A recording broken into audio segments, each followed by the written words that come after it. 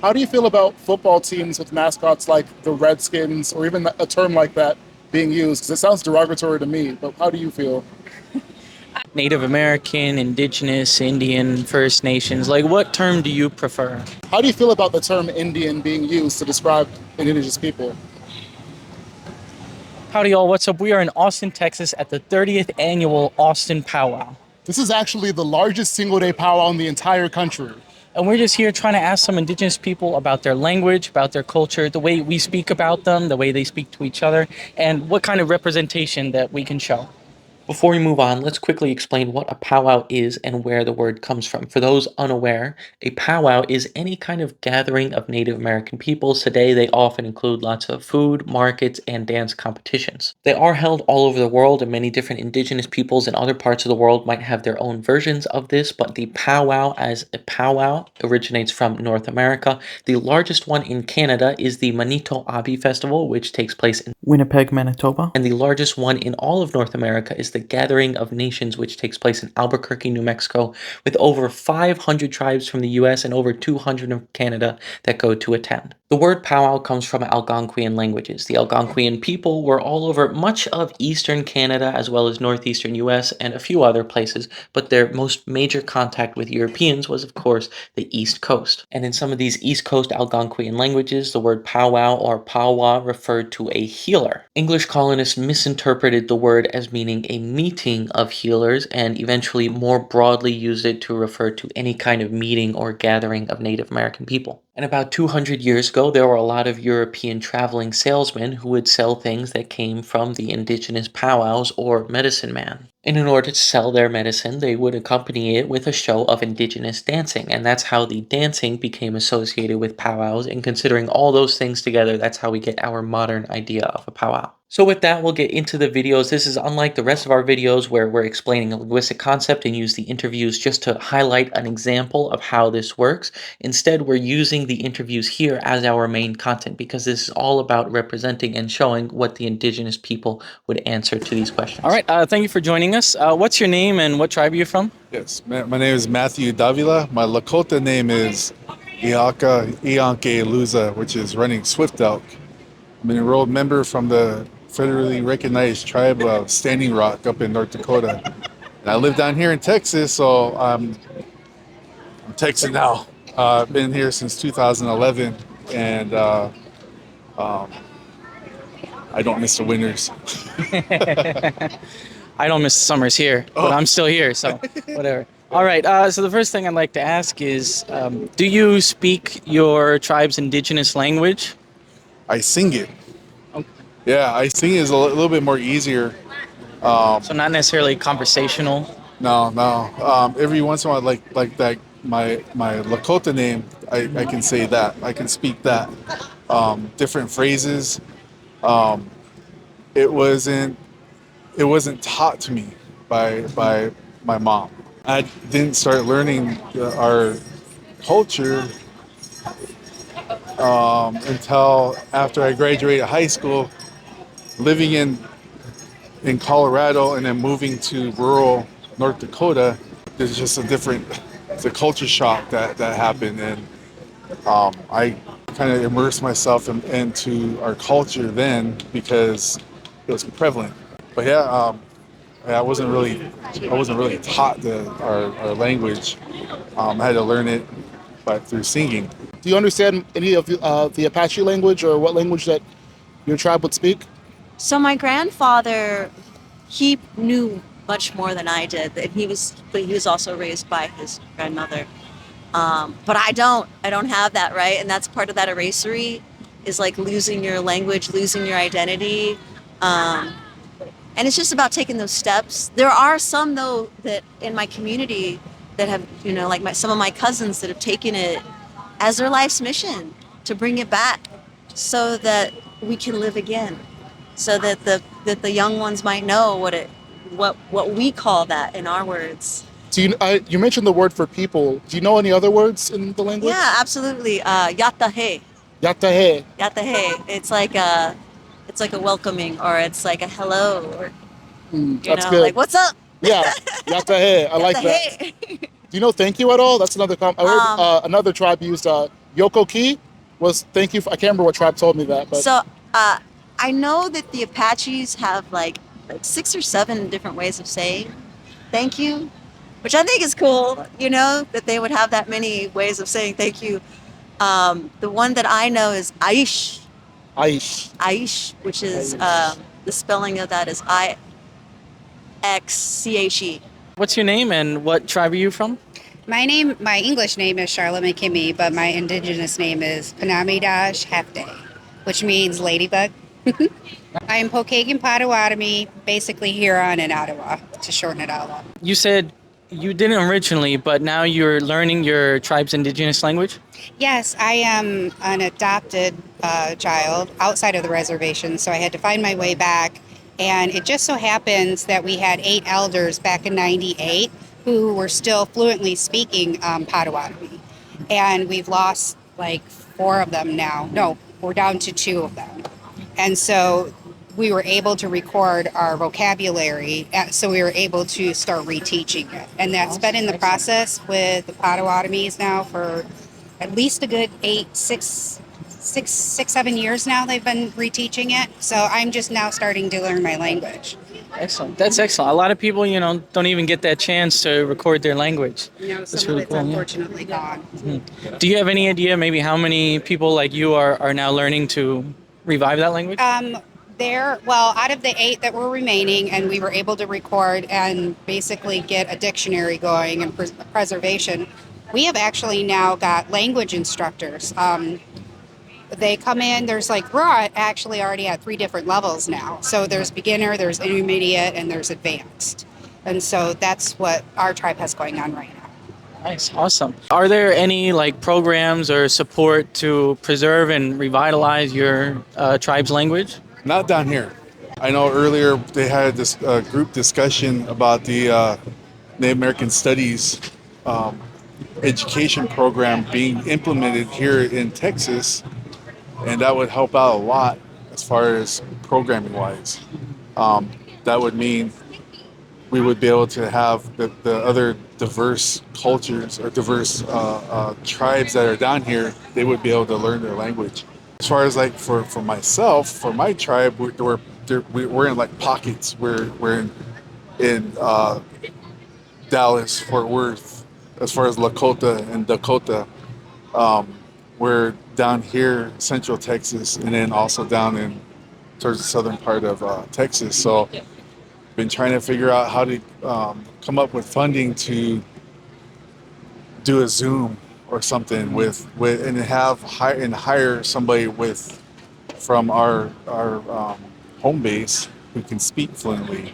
There's been a resurgence of education to provide funding for language preservation, just because we're still learning it, and there's tribes down here that are still learning their language because it was taken, it was beaten from them. Right. Or they decided to hide within the missions to become something different. They need to do that to survive. Which term do you use to describe yourself? Like Native American, First Persons, Indigenous people, Indian? I would use Native American or Indigenous. What term would you prefer to refer to the people? An original. Original? Mm-hmm. So I prefer Lakota or Dakota. That's who I am. Right, it's individual tribe names. Yeah. Yeah, and I think a big part of identity is language and how we identify ourselves. So, for you, there's lots of words that we can use, like First People, Indigenous, but people also use the term Indian. I'm seeing it a lot here, like that sign that says Indian tacos. How do you feel about these different terms, and Indian in particular? I don't have an attachment to it because, that's what they knew, right? So a lot of the people who, from the 50s and 40s and on down, it's how they grew up, you know what I mean? Apache, that's my tribe, right?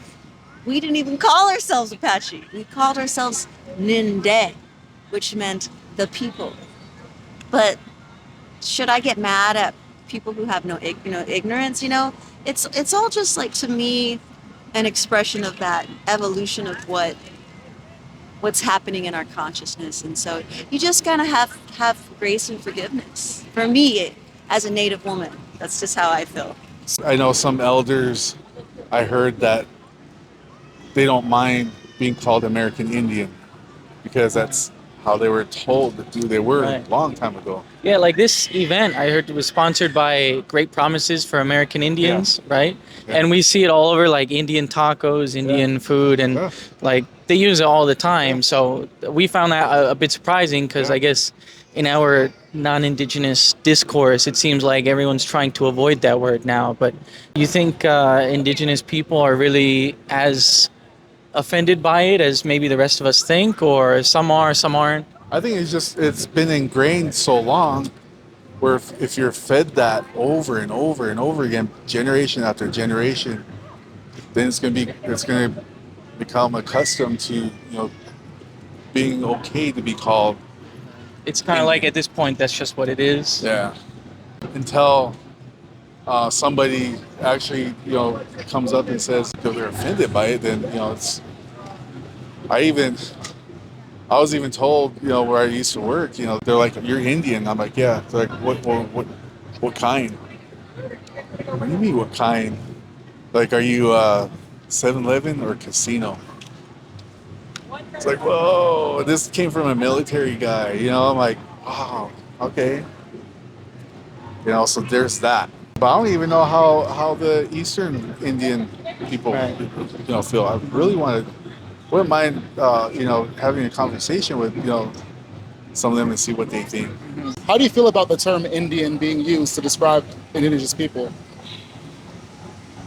Indian for me reminds me of a time when what we would call colonizers would call you. They would call you an Indian or a savage. A lot of times now people get confused with the term Indian because they think Asian Indian or other cultures who would claim themselves as Indian. So we tried to distinguish ourselves.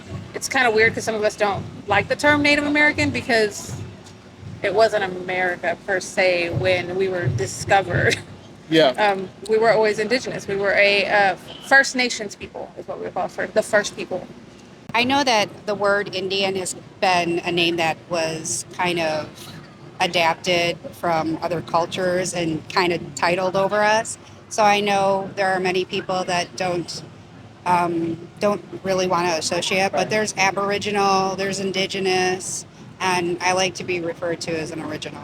How do you feel about football teams with mascots like the Redskins, or even a term like that being used? Because it sounds derogatory to me, but how do you feel?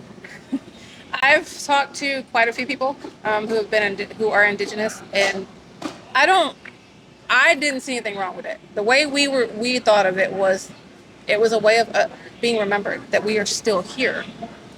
I guess there are some tribes who prefer not to call them Redskins, the term Redskin, because obviously our skin's not red. But like the Braves, there's so many different things in our culture that were being taken away, and they claim that we were so offended, but there are so many of us who were not asked. There were so many tribes who were not, asked, "Hey, how do you feel about this?" And a lot of the tribes and a lot of people that I know are honestly not too happy. I mean, you change Washington Redskins to the Commanders. I don't think that's any better. That's kind of a slap in the face for us. Again, it goes back to erasery, right? Like the fact that there wasn't a genocide that happened here, but actually there was.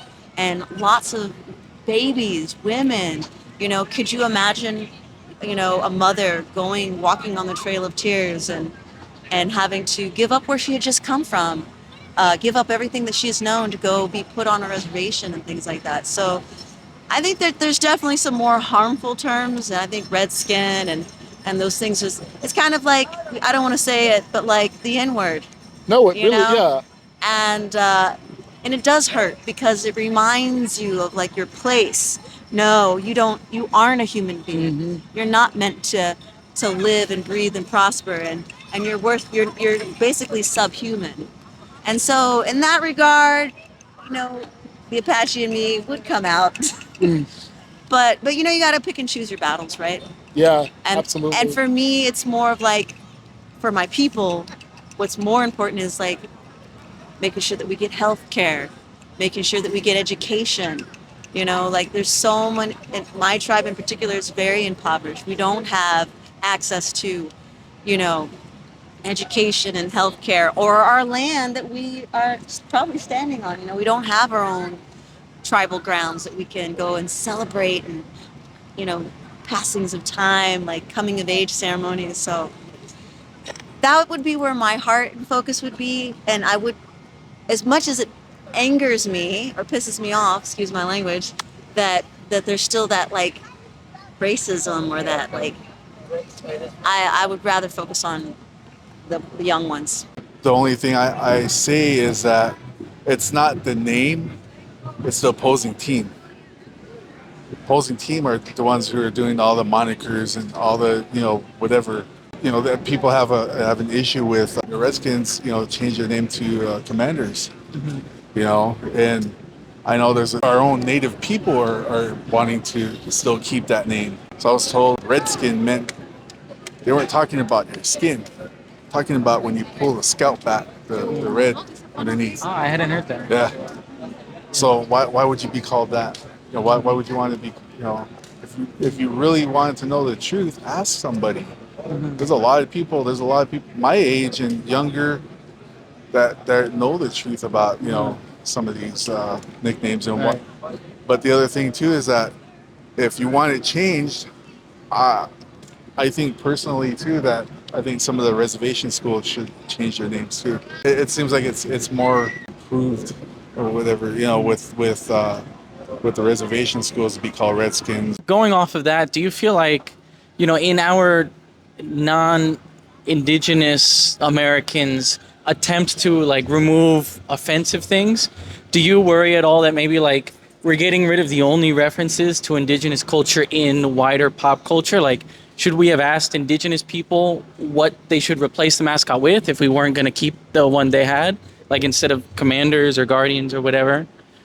Could we do something else that was Indigenous but more widely accepted? Absolutely. I think if somebody had asked or had talked to some tribal leaders and really actually had the thought or the question, the discussion, is this offensive? What would you guys prefer if it wasn't this? I think that should have been a conversation had, because we already fight to be made aware or make people aware that we are still here.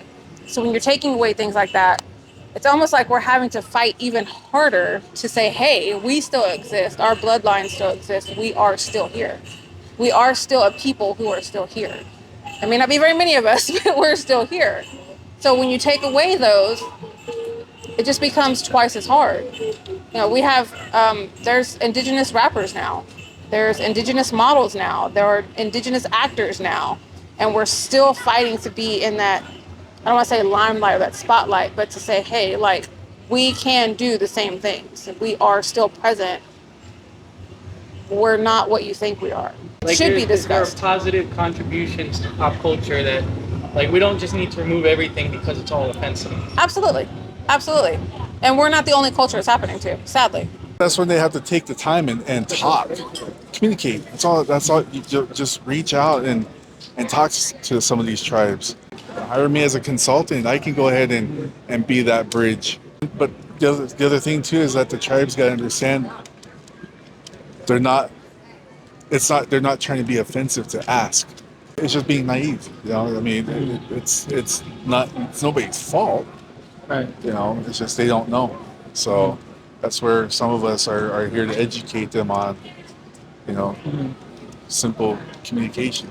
How do you feel about the representation of Native Americans in pop culture, like Pocahontas, or recently the Killers of the Flower Moon did a really good job, in my opinion, of showing Indigenous people. But what do you think? I think that movie was spectacular. I think they did shed light on a lot of truth, especially for that particular tribe. I think they did a phenomenal job on representing us as a whole, as a people. What about Pocahontas, the more classic representation from what I grew up with? Pocahontas. So Disney, I always like to say they played that off very well. They modernized it so much that they made it completely false. Pocahontas was not in her teens when she met John Smith. She was actually a young girl I want to say about 9 or 10. And she didn't fall in love with this man. She had originally become his translator, and then later on was dismembered in Europe. Um, yeah, Yeah, I did not know yeah. that. Well, there's a lot of things that, like Thanksgiving, people don't know. They think, oh, this is a great time. Natives taught them this, and they bonded or whatever. That was not the case. A lot of Native Americans still do not eat the day before, the day of, or the day after Thanksgiving because it was not a time of gathering. It wasn't a time of, we're bonding or we've made peace. It was essentially, it was massacre. You think about the Holocaust and they say, oh, this was the greatest massacre in the world, but it wasn't. There was a Trail of Tears before that. There was Wounded Knee. There was so many other ones where we were piled in hills, bodies just piled, just rotting away. And then, like Wounded Knee, they buried them all in this huge one-piece hole, and they just threw all the bodies together. Wow. There's a lot of truth that's not shed. There's a lot of facts that are not shed, that are not out there, and it needs to be told. I wear this hand on my face because the media does not talk about it. They haven't talked about it. They've done nothing about it. The government's done nothing about it. There are so many of us who go missing, who are murdered, who are not put on social media. It generally falls to us and our own people to put it out in the media for it to go anywhere. Nobody knows realistically what this hand symbolizes. And it is for missing and murdered Indigenous people. And there's a lot of us. If you see an orange or Every Child Matters, somebody should be looking into the history of Native American boarding schools for kids. There's a lot of survivors. There's a lot of people who suffered for speaking their native language because that was the only language that they knew. People were beaten. These kids were beaten for speaking their native language, that they lost it over time. Cutting their hair, making them change their names, making them dress a certain way. There are a lot of those survivors still out there. It should be talked about. Especially in Texas, because a lot of the tribes here weren't acknowledged, A lot of the tribes here were just kind of like considered mestizos or mixed, right? Mm-hmm. Mexican. And one of the things that happens when you do a genocide, we don't want to acknowledge that genocide, so what we do is we do erasery. And so there's power in that. There's power in knowing your identity, knowing where you come from. And so being here at the powwow, it's really good because there's more South Texas and there's more Central Texas people acknowledging people of this land. What can people or what should people do to learn more? And is there anything else you want people to know? Yeah, it's so like I said, communication is the key. People really want to understand and know more about the powwows here. Powwows are they're social gathering. I think that if there was more communication between everybody, that it's okay to ask a question. It's okay to ask a stupid question. Then there'll be some of us there to guide people that way. So hopefully we can find a solution to some of these issues. It's really sad because that's what set me on my own filmmaking journey, right?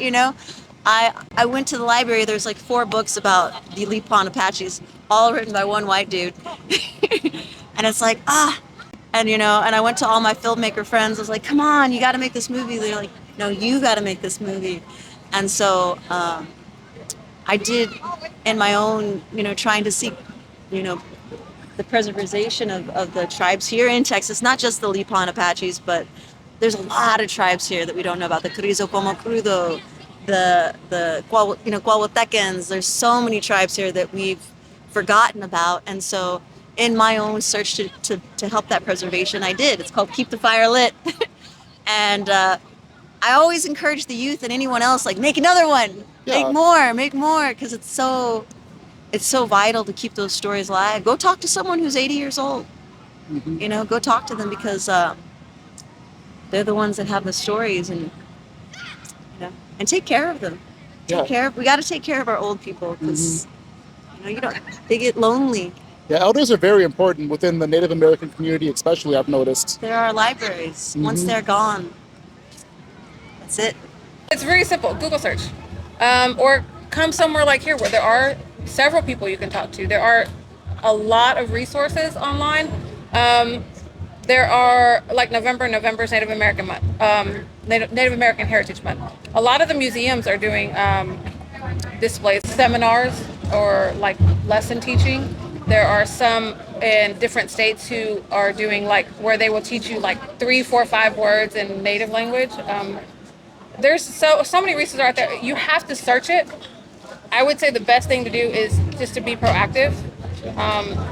You can travel to a different state where there's Native American reservation land and find natives there. You can, I mean, the sky's the limit, really. I mean, there's stuff in books.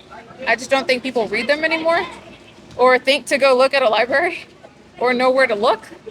But the world is modernized. Everything's at your fingertips. Everybody has a cell phone. It's not that complicated. There's one more thing I want to add that goes off what she said here. I went to the library. There's like 4 books about the Lepon Apaches, all written by one white dude. And it's like, Most linguistics research, including language preservation, is done by universities in wealthy countries with predominantly white populations. So if you want the language to be preserved, you need to get parents to raise their children as native speakers of that language. But in order to record and support that language, a lot of times you have people from universities who are probably white going to these communities in South America, Africa, Asia, and telling people, hey, you need to speak this language or it'll go away. And that can sound awfully familiar to the whole reason they're losing that language in the first place, because white people went there and said, hey, you need to start speaking this way. And in many places, especially in developing countries, speaking the dominant language might give themselves and their families more opportunities for a better life. So it's very hard to motivate people to speak this language if it doesn't offer them as many opportunities. There's no easy way to solve this. All I can do is say to people from these communities that, hey, I think it's worth preserving this for your culture. And it's up to the people from the community whether they want to actually study this and work on preserving the language themselves. We can't force them to speak a language they don't want to. Unfortunately, that is just the situation that many indigenous and minority languages find themselves in today, which is why we think it's so important to highlight what these communities want for themselves and how we can support their wishes. All right, we had a great day at the powwow. Time to go. But what is the biggest thing that you learned or you're taking away from this? My biggest takeaway from this is how bad genocide and poverty has affected the community to where they can't even teach their own language anymore. Yeah, even modern day, like on the reservations, like these are some of the most impoverished communities in the country, and we don't really talk about them, right? No, yeah. What about you? What's the biggest takeaway you have? I think for me, it's the variety of answers we've gotten, because at an event like this competition powwow, so we got people from all over the country that coming into this, and people of different tribes and nations and stuff, and hold it a bit more horizontal. And like we got all kinds of people that say different things about, when we ask them, like, what do you think about the word Indian, or what do you think about this or that? Like, we got so many different responses, and we tend to think of Native Americans as like one thing, and like it's really not. They were hundreds of independent nations pre-Columbian era. Of course they have different histories, different cultures and stuff that still exist to this day. And like one of the guys was saying, he, even though he has this communication with a bunch of different tribes, all the way from Dakota up to down to Texas and stuff like this, he still, doesn't talk that much with people on the East Coast or the West Coast and other tribes like that. So it's just to understand the diversity that's within this group, that because it's such a minority in our country and we tend to group it all as like similar issues, and obviously they do share a lot of similarities because of the history that we've given to them. We still have to understand that there's still incredible diversity within that. One thing I'd like to mention now that I didn't say at the powwow was that everyone we spoke to was very nice and friendly and open for conversation. Some of them even brought friends over to be interviewed by us. The only people that denied interviews were people participating in the dance competition and had to get ready for that. This video is being released on Native American Heritage Day, the day after Thanksgiving. During Native American Heritage Month, there are many opportunities to learn more about Native American history and culture, but that doesn't mean it's the only time to do it. You can learn about this stuff all year round. Native Americans are very important to the United States, and they've always been here. Their contributions have always been very important. There are a lot of things that we wish we could have asked and would like to do in the future, but for now, we'll leave links in the description for you to learn more about Native American history and culture. I also bought this Native American flutes.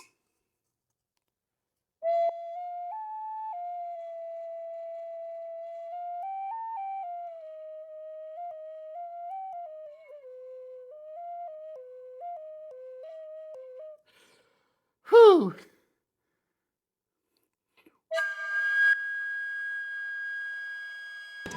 So to finish it off, we just want to say that you guys should come out and experience stuff like this. This powwow costs $7 a ticket to come in and see all this, see the market, see all the dances and everything, the competitions. And this was a one-day powwow. You can see powwows that are like 3, 4, 5 days long where you can see and do so much more. Yeah, there's always something cool happening within your community of people who are different from you, have a different culture, and they want to share it with you. It's always a great opportunity to learn more about what's going on in your environment. Particularly with stuff like this, you can go on powwow.com and find all the different powwows in your area. Just Google powwows near me. Google the history of local tribes and stuff like that, and reach out to some of your local indigenous people. Yeah, thanks for watching. Don't forget to like, comment, and subscribe. Thank you so much. Supporting us is the best way to allow us to keep doing this, and we'd love to get more videos like this, interview more people in other powwows maybe, or other situations, other circumstances, other cultures that we haven't touched on, and we'd love to keep these videos coming for you. Thank you so much. Bye.